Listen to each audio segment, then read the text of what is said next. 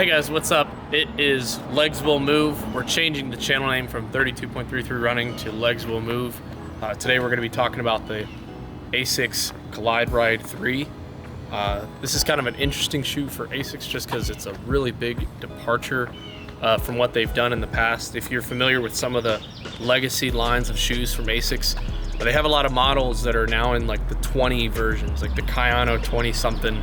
The Cumulus, I believe it's also in the 20s. The Nimbus, also in the 20s. So they have a lot of legacy shoes that have had a lot of recurring qualities about them. So if you think about the Nimbus line, for example, that shoe is really known for having, kind of a higher cushion, neutral daily trainer, but there's a lot of qualities in the shoe that are recurring throughout all the models. You've got usually hardened plastic external components to kind of add rigidity to the shoe. Then you always have the Asics gel throughout the midsole. And then finally, you're gonna have always the Trustic system that they put in the bottom, which is just kind of like a structured plastic frame to add rigidity to the shoe. That's just staple things from Asics. So when they came out with the Glideride, it was a pretty big departure for Asics. They still, I believe in the first version, we're using gel, but other than that, everything else about the shoe, the rockered nature of it, the fact that it didn't have quite as many structured components as before, they really changed up a lot. Now we're on the third iteration of that. So looking at kind of what they've done with the refinement of this unique model for Asics, as you know, a lot of their shoes are very science driven. They have like a research facility that's even named after them. So this was a very data driven shoe. So the idea with this model was efficiency, but how exactly did they do that? So what the shoe is, in terms of the tech specs, you've got a jacquard mesh upper, you have a dual density midsole. This bottom layer is now called Flight Foam, but it's actually what they used to call Flight Foam Propel, which is a slightly improved, more responsive version of the old Flight Foam.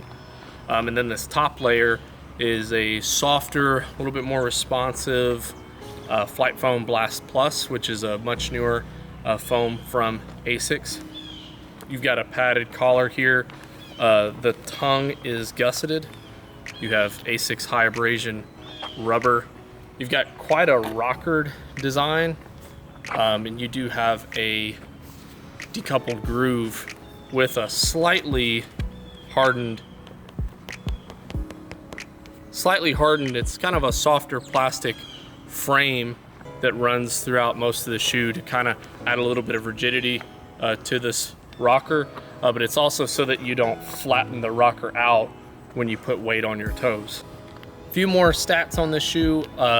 Asics always measures their stack heights without the insole, so it's kind of hard to use their numbers, but kind of judging this shoe against a lot of the other shoes that I own and also kind of digging around the internet, I'm gonna say this shoe is probably in the high 30s in the heel, and then it's a 6mm drop. So if it's a 38mm in the rear, then we're looking at roughly a 32mm stack height in the forefoot. So it's definitely a max cushion shoe.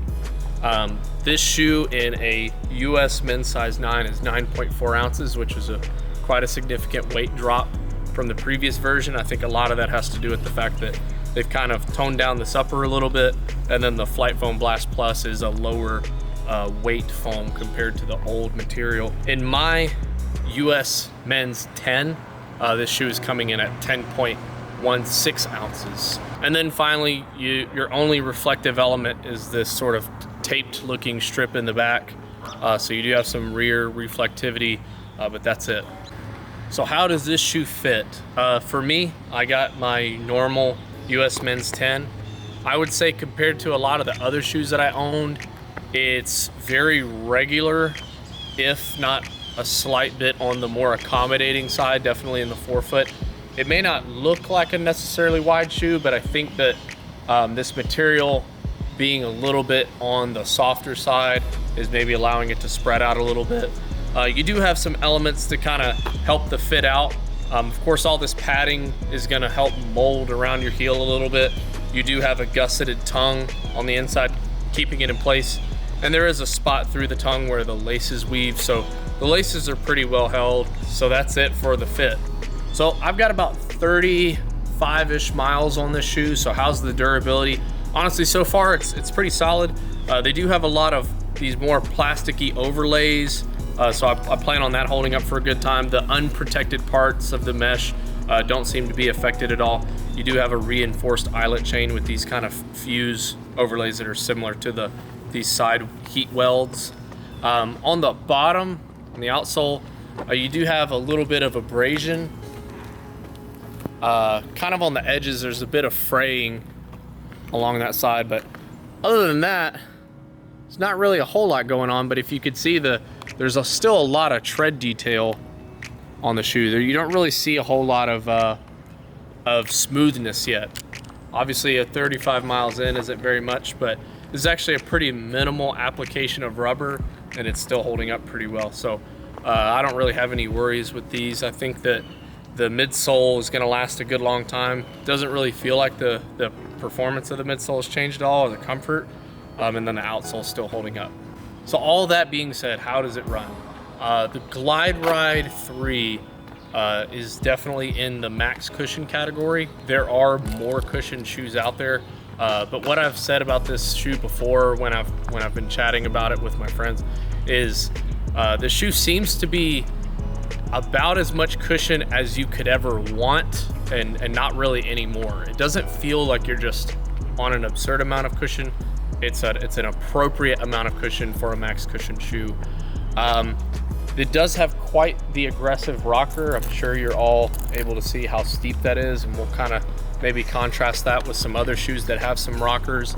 And of course they have that plate that's reinforcing that rocker. So it does actually maintain that curve as you're going through your gait cycle. It is a strange sensation. Can I not say that word? It is a strange sensation if you're not used to running in a rocker, this being one of the more aggressive ones out there. You'll definitely notice this. And if you've never ran in a rocker shoe before, I think this is pretty quickly going to be a love or hate for you, because it's going to be noticeable. Make no mistake about that.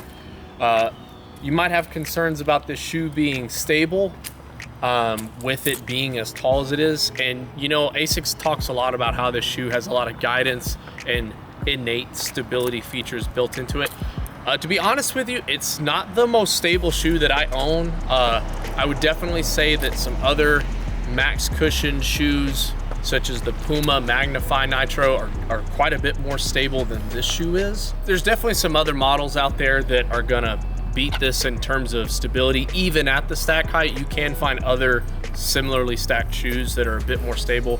I'd also say that the Saucony Endorphin Speed 3 with its nylon plate in the midsole is a little bit, not a lot more, but I would say it's a little bit more stable than this shoe. I think a lot of that has to do with the fact that Saucony really did widen the platform in the Speed 3 this year, and I think maybe that nylon plate is a bit more rigid than the plate in this one, so it might just be adding a bit more stability. The breathability on this shoe is pretty average. I'm not saying that in the negative average, I'm saying it's adequate. I definitely can feel some air kind of coming through. It's not gonna win any awards, but if it was any warmer, it would probably be a bit of a problem with this shoe, mainly because the shoe is definitely geared towards more distance, your longer workouts, your 10 miles and up type of runs and that sort of thing.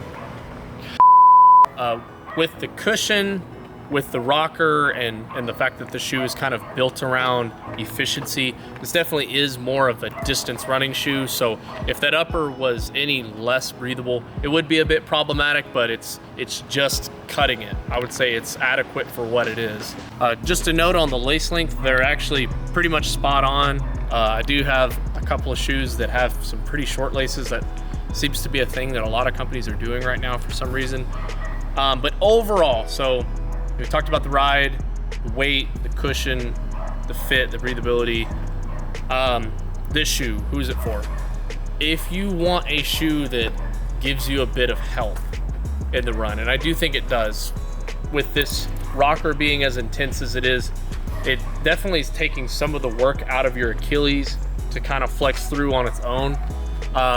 One of the things I noticed when I was running is that it felt like the work was shifted more towards my hips and thighs, and I didn't feel quite as much work through my calves. It's an anecdotal data point. I'm not saying that will be everyone's experience, but if that's something that sounds like you would enjoy, I think you might like this shoe. I think it's got adequate cushion for just about everyone. I do think that you're gonna get a bit of efficiency out of this shoe. I do think most people will find this shoe has more than enough cushion. So I do think it's a pretty accommodating shoe overall for a lot of runners. It's just gonna be a question of whether or not you wanna go for that really intense rocker, whether or not you want the shoe to be this prescriptive with how you run. And of course there are the benefits of that, you know, the efficiency that you get from it, but there's also the drawbacks. It's taking the work away from you. So if you're in a training block and you're trying to actually build the muscles in your legs, you want to build the flexibility and let your legs do the work, let your feet do the work, this is kind of the opposite shoe of that. This is a shoe that's doing a lot of the work for you. Not to say that it's like a super shoe. There's definitely shoes that can do more for you, you know, with the carbon fiber plates and stuff. But as far as a daily trainer, a highly cushioned long distance cruiser, and that's really the word I would look for this. This is a cruiser. This is a great one. So that's it for the Asics Glideride 3. If you choose to pick them up, I think you're gonna like the prescriptive and assistive ride of the shoe. I think you'll like the rocker, maybe. I think you'll like the subtle bounce in the max cushion, but it's not for everybody. So, you know, feel free to try it on. Let us know what you think if you pick up a pair. But if you want to check out a shoe that's completely the opposite of this, a shoe that is not so prescriptive, a shoe that has kind of the opposite philosophy, our next video is actually going to be on the Ultra Touring 5, and this shoe is a zero drop shoe with almost no rocker to it, so completely a different philosophy on how to do shoes. But thanks again for tuning in. Again, this is now Legs Will Move. Used to be 32.33, but now Legs Will Move, and they will. So we'll catch y'all on the next one. See ya.